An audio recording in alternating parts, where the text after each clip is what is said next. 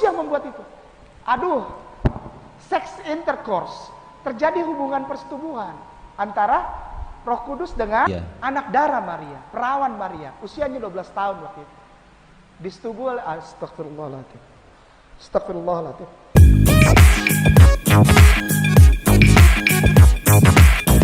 Ya, shalom.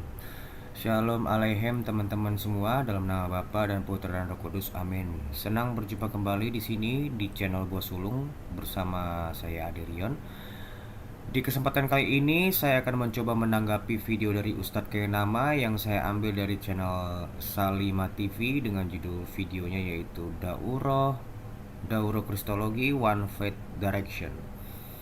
Yang ada pun nanti saya akan cantumkan link dari video tersebut di dalam deskripsi yang bisa kita cek full versionnya. Total durasi video ini sepanjang 2 jam 19 menit 37 detik, di mana saya tidak mungkin merespon semua isi dari video ini, tapi akan saya highlight bagian-bagian tertentu yang sebagai Kristen saya berhak untuk menjawab kajian Ustadz Kainama tersebut yang saya nilai sangat jauh dari kata benar, sangat kental dengan penistaan saya rasa, dan tidak akademisi sama sekali. Video ini bukan bermaksud untuk menghina Ustadz Kainama, tetapi argumen dan opini beliau sangat patut untuk mendapat respon dari kami, khususnya saya sebagai Kristen yang memang diberi amanah untuk memberi pertanggungjawaban jawab atas iman dan pengharapan yang ada di dalam diri kami. Video respon ini nanti akan saya buat berseri karena memang banyak hal yang harus saya tanggapi dan tidak mungkin saya membuat semua di dalam satu video karena itu akan memakan waktu terlalu lama. Dan adapun judul dari video respon yang saya buat ini, saya beri judul Kainama Gebuk Angin.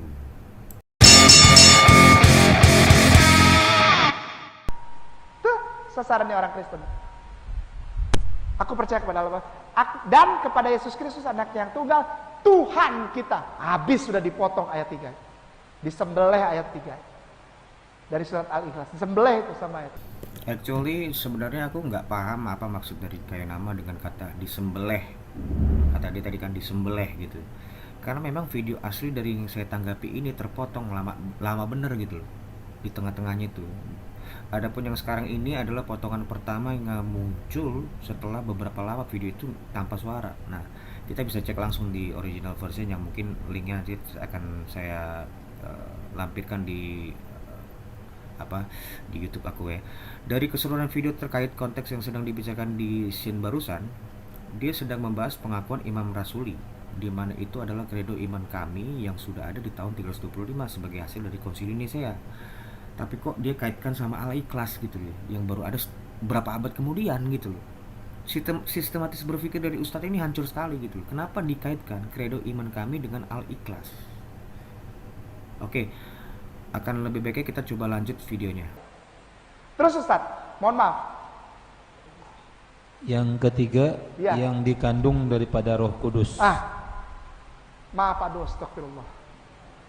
Ini udah bukan distorsi lagi Ustadz. Ini penghinaan kepada Islam. Penghinaan kepada Islam. Kenapa? Yang dikandung daripada Roh Kudus.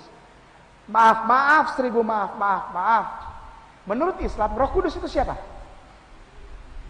Jibril alaihissalam, yang dikandung oleh Roh Kudus. Roh Kudus membuat seorang perempuan mengandung, bukan karena kun fayakun. Sedangkan Al-Quran menyatakan Isa ibnu Maryam, Yeshua HaMashiach, Yesus Kristus itu jadi karena Allah bilang kun fayakun. Dia bilang apa? Roh Kudus yang membuat itu. Aduh, seks intercourse, terjadi hubungan persetubuhan antara Roh Kudus dengan, terusin Ustaz, lahir dari anak darah Maria. Anak darah Maria, perawan Maria, usianya 12 tahun waktu itu. Disetubuhi oleh astagfirullahaladzim. Ada ituan dari Roh Kudus. Hamil dia, lahir anaknya, yang namanya Yesus Kristus, yang adalah Tuhan. Penghinaan kepada Islam, how come? Bagaimana Kainama ini sebut ini penghinaan kepada Islam? Sebenarnya ini bentuk provokasi kepada umat untuk membenci umat lain loh.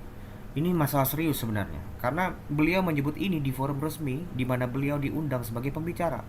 tentu kapasitas Kainama di mata umat yang hadir saat itu harus dianggap berkompeten dan benar, atau minimal mendekati kebenaran. Tapi ini enggak. Ini bukan kebenaran, tapi kebetulan. Kebetulan diundang, bukan kebenaran, jelas.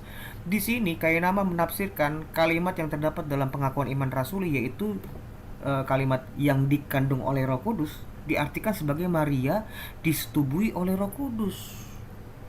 Ironisnya bahkan kekristenan disebut menghina Islam. Kamu bercanda kayak nama.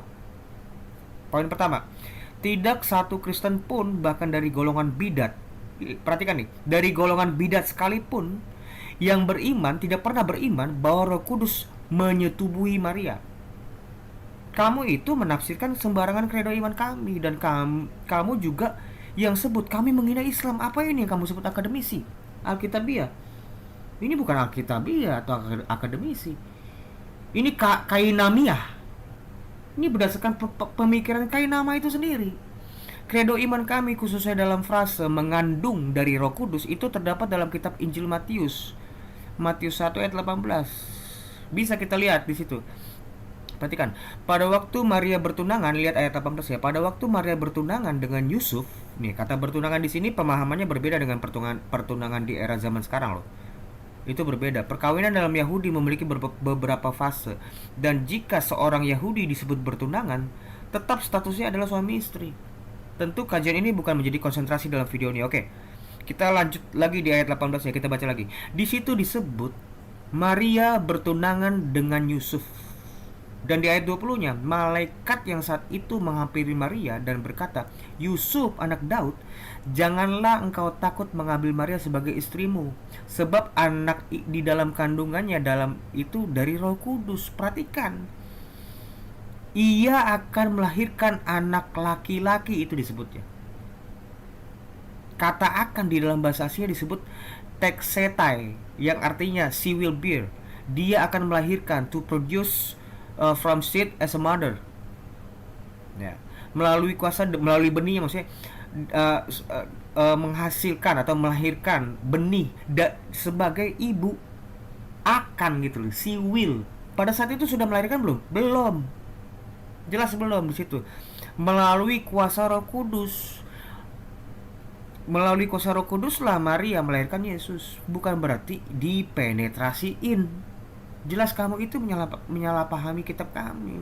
Tapi it's okay. Mungkin karena memang ketidaktahuan kamu ya. Saya tidak menganggap ini sebagai penghinaan, walaupun itu benar-benar sebagai murni penistaan, karena kamu sudah menafsirkan menurut pikiran kamu, otak kamu itu masuk dalam kitab saya, dan itu kamu menganggap itulah kebenaran. Nah ini masuk sebenarnya, tapi saya nggak mempermasalahkan itu. Oke, kita lanjut. Poin nomor 2, kamu sebut di dalam Islam Roh Kudus adalah malaikat Jibril. It's fine, saya hargai iman kamu. Tapi di dalam iman kami, Roh Kudus tidak pernah disebut as an angel. As an angel, dia nggak pernah disebut sebagai malaikat. Roh Kudus nol, tidak pernah disebut adalah malaikat. Mau itu Ruach HaKodes, mau itu Ruach Elohim, itu tidak pernah disebut namanya malaikat.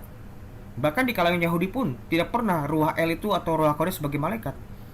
Roh Kudus itu di dalam kekristenan adalah Roh Allah. Roh Allah itu sendiri yang memberi kehidupan. Lihat Ayub, kita baca Ayub 33 ayat 4. Di situ perhatikan, Roh Allah telah membuat aku hidup. Di situ. Apa bisa malaikat membuat manusia? Membuat manusia menjadi hidup? Nol. Itulah napasnya Allah. Tentu napasnya Allah dengan napas kamu berbeda gitu, karena tidak ada yang serupa dengan dia kan, serupa dengan Allah. Oleh Roh Allah inilah manusia diberi kehidupan. Jadi bukan malaikat, jelas. Malaikat itu nggak bisa membuat kehidupan. Jelas imanmu berbeda sama sekali dengan ajaran samawi. Iman Islam itu nggak ada hubungan sebenarnya sama ke iman samawi. Ini bagaimana? Udah bukan 3 ayat itu dipotong, Ustaz. Gimana ini? Ini gimana ini? Habis diacak-acak itu surat Al-Ikhlas. Mengganggu benar nih. Tapi yang dibilang mengganggu pasti orang Islam. Radikal. Anti toleransi. Tahu ayat ini nih untuk menghina. Enggak menghina, bos, kita baca doa. Enggak ada penghinaan di sini. Ini justru memuliakan. Belum tentu kalau saya nggak ngomong gini, Ustaz tahu doa ini. Ustaz Kalau saya nggak ngomong, Ustaz tahu doa ini? Ini namanya justru mempromosikan mereka atas kegoblokan. Itulah kenapa judul dari video ini saya beri judul kayak nama menggebuk angin. Dia berbicara seolah-olah itu adalah iman kekristenan, padahal iman kekristenan tidak pernah berbicara atau mempunyai pemahaman seperti apa yang dia tampilkan atau apa dia yang bicarakan di forum itu. Disebutlah habis diacak-acak tuh surat Al-Ikhlas. Apa hubungannya pengakuan iman rasuli dengan surah Al-Ikhlas? Pengakuan iman rasuli sudah ada tahun 325 Masehi. Bagaimana bisa yang diacak-acak baru muncul setelah ratusan tahun setelahnya? Itu kan jelas nggak mungkin, nggak logika. Itulah kenapa kayak nama itu ya memukul angin. Dia tidak berbicara, dia tidak penyerang iman kekristenan. Dia berpikir itu adalah iman kekristenan, padahal itu pikiran dia sendiri yang dia gebuk. Itu. Yang kedua, tapi yang dibilang mengganggu pasti orang Islam radikal, anti toleransi. Ini terserah netizen sendiri yang menilai. Jelas di sini memang dia yang melakukan intoleransi. Kalau memang dia bertoleransi, dia nggak perlu melakukan penafsiran yang ngaco seperti ini terhadap iman orang lain. Apa itu disebut toleransi? Ya, poin yang ketiga, nggak menghina bos, kita baca doang, justru memuliakan. Bagaimana kamu bisa bilang kamu nggak menghina? Cuman baca doang, cuman baca. Bukan, otak kamu masuk ke kitab ini. Otak kamu dari tadi yang kamu bicarakan, bukan kitab saya. Bukan iman kekristenan yang kamu bicarakan. So, terima kasih atas waktunya untuk mampir ke channel Bos Sulung bersama saya Aderion. Nantikan kelanjutan dari seri 1 ini yang dibuat berseri.